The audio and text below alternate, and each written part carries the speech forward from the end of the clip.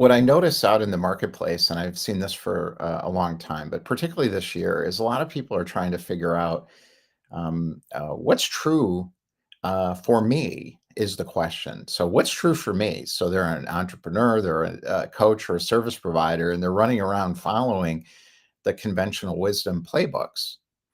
And they're wondering, like, do I really have to do this? Do I have to do this networking, social media content, make my channel on YouTube or Instagram work? Do I have to do this social connecting stuff on LinkedIn or Facebook? Do I really have to go to one more networking event with people who are also coming to the networking event to get clients? Do I have to do this? Do I have to create a scalable group coaching product? Do I wha what do I do? Um, how to know what's true in a world of opinions? That's the challenge.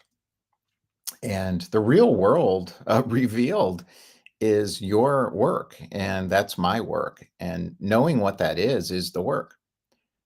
What I found myself doing was the opposite of that for a long time. Finding my voice and now helping others in our group who have found their voices too. And we're pioneering something. So it took a year, 2 years, messy beta, and then a solid pilot to figure out not how for me to find my voice, to exist in the energy of truth for me, but for us to do it. And we're all doing it differently. And that's the whole point. Allowing myself to accept as true belief systems, opinions, and hierarchies of others led to failing to succeed and making money and having market success at the same time. I am not someone who is figuring this out as a beginner. No, I've been doing this since I was 21 years old, and some could argue 17, meaning, how do I make a living in this world without compromising anything? And how do I do it on my own terms with whatever product is possible for me to bring into the marketplace? So I don't have to work with anybody else. And in other words, I don't have to be in anybody else's hierarchy. And if you're self-employed as an entrepreneur, a coach, or a service provider, and you're following someone else's hierarchical system, they're the celebrity, and you're trying to do what they did to get freedom and liberation for yourself and your business, it's going to fail because you're following their belief system, opinion, and hierarchy. It's really that simple. It is that simple. Until I recognized that was happening, I was going to be a prisoner of my own making. And I remember I started hiring more coaches. So it's October 18th. So I spent like another 8 grand on coaches um, February of last year. And I almost spent 25 grand with a guy on a group coaching system and spent 12 months with him basically to learn how to spam people to come into my and it was high quality spam, ethical persuasion marketing, the whole thing, the whole playbook that I already knew how to do. And I got convinced in his funnel, his high quality free meetings, oh, I should do this. And I almost paid him. And instead, I found a lower cost option that also didn't work. And I paid a top coach and a top branding person. And what I got was their belief systems, opinions, and their hierarchy they were in that they didn't see. This is what happened. This is a different business playbook. In other words, it's your playbook on the road less traveled. I understand the pull and the illusion of the hierarchy. It's so compelling. It's so compelling to look at someone on the stage, and Alex Hormozy, Tony Robbins, whatever local celebrity you're following, and you're like, "Ah, I gotta figure them out," and whether it's a LinkedIn guru or a Facebook guru or an Instagram guru or an entrepreneur that made $100 million. And I saw a woman yesterday on Medium, and she's got 1,000 followers or something, hanging on to her every word. And she made a ridiculous amount of money as an entrepreneur, and created a lifestyle business and the whole thing. And now everybody's following her, like, how'd she do it? How'd she do it? How'd she do it? Well, she did it the way she did it. Now, what I like about her is she's not presenting a belief system, an opinion, or a hierarchy to follow. What she's saying is, here's what I did. This is my experience. I'm going to share with you my experience. That works. Now, people will screw it up because they're going to copy her. But there's nothing to copy because she's not presenting a follow me playbook. The follow me playbook is the hierarchy, what's dangerous. So if anyone puts out there a follow me playbook, burn it to the ground. Don't oppose it. Don't worry about it. Just run. Opt out. Opt out. How do I know? Because I paid money for these things. They don't work. So the playbook of, well, you have to network. You have to be the chief sales officer of your business, or the playbook of, well, you have to be an influencer on social media. You have to get known. You have to become an authority. The playbook around, you have to do social networking on LinkedIn. The playbook around, you got to have a YouTube channel because that works, and or do Facebook ads, or it doesn't matter what it is. It's not going to work because it's not yours. And the definition of work does not mean it makes you money. You're not going to want the money when you get it. This is what happened to me. I created a 7-figure successful passive income business that I didn't want to work in anymore. I created a lifestyle business, Tim Ferriss style, when I was in my 20s, that I didn't want to work in anymore. But I did it. I did it. And then I moved on to the next thing. And then there was a disruption in the market, and I moved on to the next thing after that. It is possible for you, for any human being and me, to create a permanent solution to the pivot problem. You're not going to have to pivot for the rest of your life as an entrepreneur in this marketplace unless you follow other people. If you accept the hierarchical strata is true, what I mean by hierarchy is there's people at the top rising to the top. Those are the social climbers. So that celebrities are at the top. Every market's the same. Celebrities are at the top. The social climbers are trying to get up in the celebrity inner circle, and they'll pay for the private Russell Brunson mastermind group. So they get in, and now the secrets are right there. The secrets, the expert secret. Oh, I get to go in. I get to go in. That's the social climbers. You can buy your way in, or you can earn your way in through becoming one of them. And now you're a peer and you get to be on stage with them. It's still a hierarchy. It's just a huge opinion. It's an enormous opinion. It's not true. And then you've got in the market, you've got the innovators. Those are your people. You want to be with the innovators. And then you've got the connectors. They help each other. You want to be with those people. Celebrities don't do this. And the social climbers trying to be like celebrities don't do this either. And then you've got the beginners who are just trying to figure it out. And those are your people too. So those 3 categories are really important to be with, but you got to be with them with an understanding of who you are. And that comes from one place, knowing who you are, always. I figured out who I was by going into my biggest fear, biggest fear, inadequacy. Now, for you, it may be different. It may be being an outsider. It may be feeling unworthy. Maybe your biggest fear is you'll never have a solid system. It will never work. Maybe your biggest fear is endless struggle. The hamster wheel is your biggest fear. It doesn't matter. Whatever your biggest fear is, jump in the biggest fear. You have to, or you'll never get a permanent solution to the entrepreneur coaching service provider dilemma of endless pivots. It's not going to happen. Why? Because it's how it works. It's just the truth. This is what we're trying to get to. This is where the society is right now. I'm not making this up. I'm on the wave of what's next. How do I know? Because I'm living in that creative imagination energy. I know it's true because I pay attention to my own knowing. not what I see in the market and what everybody's saying. Those are opinions and beliefs. If you want to really, you want some language around this, I call them now opinion projectors. Okay, they're on the stage, the Tony Robbins, the Russell Brunsons, the Alex Hormozis.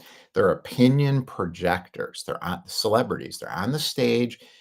Those people in your market that have all the answers, they're projecting their opinion without even knowing they're doing it onto you as an original person. And you look up, I looked up and said, well, they have what I want. So I'm going to do that. That's the hierarchy. That's believing in the myth, the lie of the hierarchy. They're not bad people. That's not how they got there, by following an opinion projector. They're originals. What are they? What am I? What could you be? What are you maybe now? But you're doing it alone. You don't want to do it alone. It's impossible to do this alone. Liberation mechanics. So I figured out, I'm like, oh, I'm a liberation mechanic. I became a liberation mechanic when I explored my deepest fear. I leaped right into it, like the scene at the end of the first Matrix. That's how it works. The mind is confusing me, confusing you. The mind is telling us things. We're opinion projecting from the mind into the world. There's truth inside. It's on the other side of the deepest fear. What was Neo's deepest fear in the Matrix, Keanu Reeves' character? That Agent Smith was going to destroy him. What did he do? At the end of the movie, he looked at it. He's dodging the bullets. I spent a lot of years dodging bullets, the change bullets, the technology disruption bullets, the economic, the family disruption bullets, the pain of self-employment bullets, all of them. That's the metaphor in that movie. So at the end of the movie, he's figured it out. Like, I got good at it. I'm like, oh, I mastered this. But it didn't work because I wasn't done. How did he get done? Permanent solution. Greatest fear. And he looked at Agent Smith and he said, oh, I know now. That's what happened to me too. He leaped into him.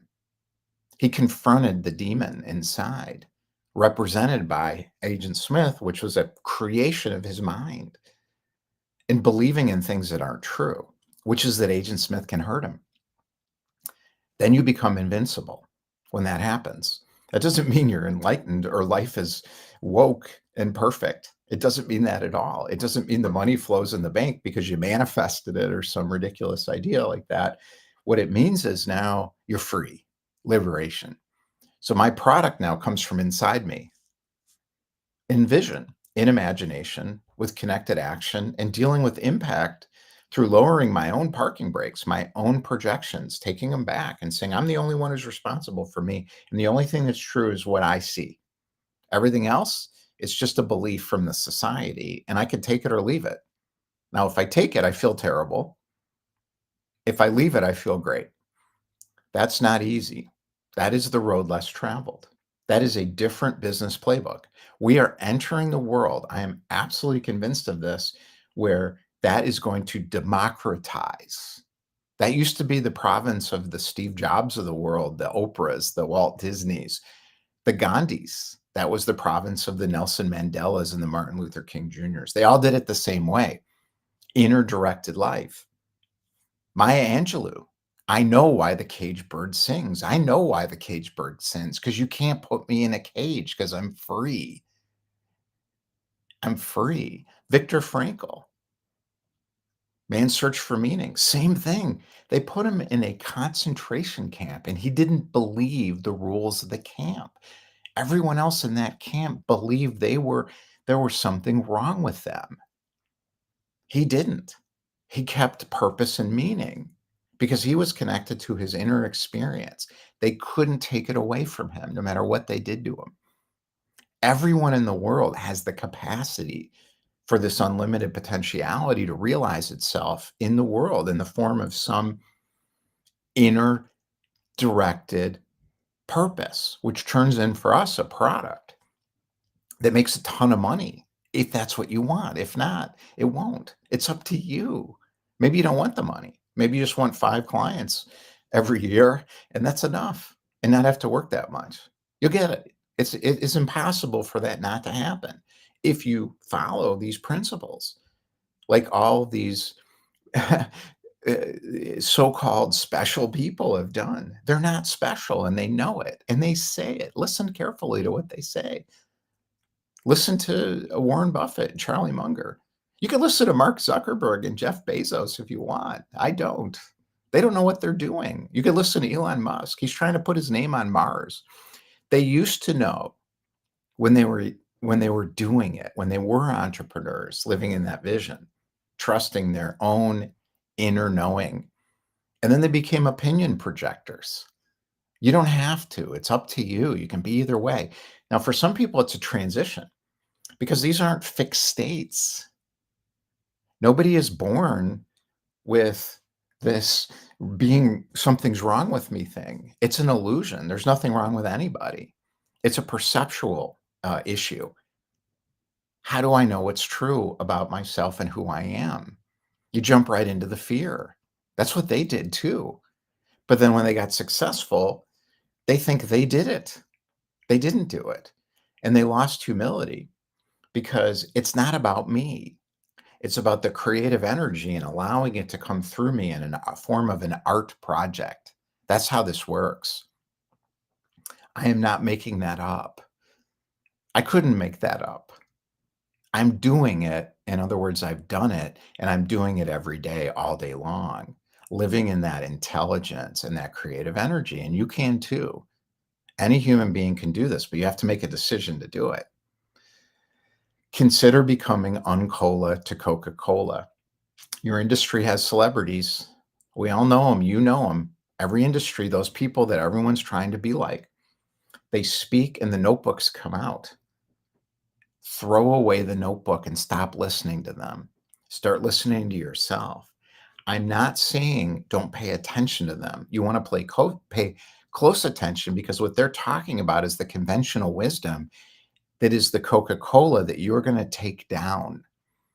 You don't have to be a change agent. You don't have to be a social revolutionary. You're an inner change agent and an inner revolutionary to become the Uncola to Coca-Cola. Nobody even has to know. If you're a coach and you're just like, why are they trying to turn me into a marketer? Why are they trying to turn me into a chief sales officer? Those are beliefs that aren't true. Somebody decided that because they did it. It worked for them. And now they're saying, oh, I figured it out. That's stuff like that one book. I forget what it's called now. The E-Myth, Michael Gerber. I'm like, that's not true. What's in that book? It worked for him. And it's true for some people. What was in that book was not true for me at all. But there's principles in that book. That's why he succeeded. But adaptation of the principles, the product launch formula. I forget this guy. He's made like millions and millions, millions of dollars with this product launch formula that doesn't work. However, it's based on principles. Hollywood rollout of a movie takes a year. You roll it out, and then all of a sudden, when you launch the movie in the theater's full. I've been doing this for like that for a year now. I'm doing his formula. I would never take his course or write sales letters because it doesn't work anymore. I was doing that stuff 15 years ago. It doesn't work anymore because spam filtering and people are exhausted by it too. You see the point? What is your way? There's so many ways to do this. There's so many ways. And that's what we're doing. That's what we're doing. They are your foil, but they're not your enemy. These people are not my enemies. I want them to join my stuff. I can help them. Now, I'm not saying I'll be Tony Robbins' coach. I don't coach people, but I can help Tony Robbins get deeper into his own truth so he doesn't feel the need to go stand up on a stage and produce big energy and transform people over 4 days. I can help him through that and not do it anymore. And when you know who you are and you're living in the creative intelligence of the future as an entrepreneur and what's coming into the world, you're going to be able to really, really make an impact in your market and in the world based on what that means for you. Again, I'm going to say it again because these beliefs are so ingrained. They're so ingrained. It's so hard to get free of them. I was telling my mother about it. She's in her 80s and she's never been part of this world, of the opinion projector world, because she grew up in a different world. Her parents were Great Depression, you know, they went through the Great Depression. So they lived based on principles. And they didn't understand this, everyone's got to, you're supposed to keep your opinion to yourself, so you weren't supposed to go up on a stage and say, here's my energy, I got an answer for you, like a late night TV Ron Popeil sort of guy. He made people feel better though, because they couldn't get off the couch and they felt miserable. That's what's going on with this stuff. Russell Brunson does not know what he's talking about in relation to you. He knows what he's talking about in relation to him. But he's going to get up on that stage and the confidence is so infectious. Yeah, it's like, oh my God, Russell makes me feel so good now. I feel confident. Now do your own thing. Don't do his thing. Do your thing. He's got principles there. But the fundamental principle now is it doesn't work anymore. It used to. But his confidence is infectious and he's a great guy. But the product's no good. It's over. So if you look at that and you say, how do you do it? What's the product? There's all kinds of ways. That's what I call more money now. What's the product? Who am I? What do I want to do, really? Connect. How do I want to connect? Do I want to go to networking events? Do it. Do I want to go hang out with a bunch of people and learn how to develop my elevator message and make more money and be in a school community doing that? Sure. If you want to do that, do it. I go just to see what they're doing, but I'm not going to follow somebody else's playbook. You're going to follow your own. How do you do it? You share your experience. This is what people have done throughout history to succeed. What's a brand? It's your unique style, your unique combination of factors of who you are. The greatest people in the world did not create marketing avatars and segments and try to figure out how to get people to like their stuff. They didn't need to because they were real. What they put out was real because they did the work to figure out, what do I want? Who am I? What am I here to do? And do the work. Avoiding a direct attack on the market is hard. It's very hard for me because I'm like, I know this is all bullshit, but I say it and then people are mad at me or they ignore me or they unsubscribe from my list. I lost my entire list.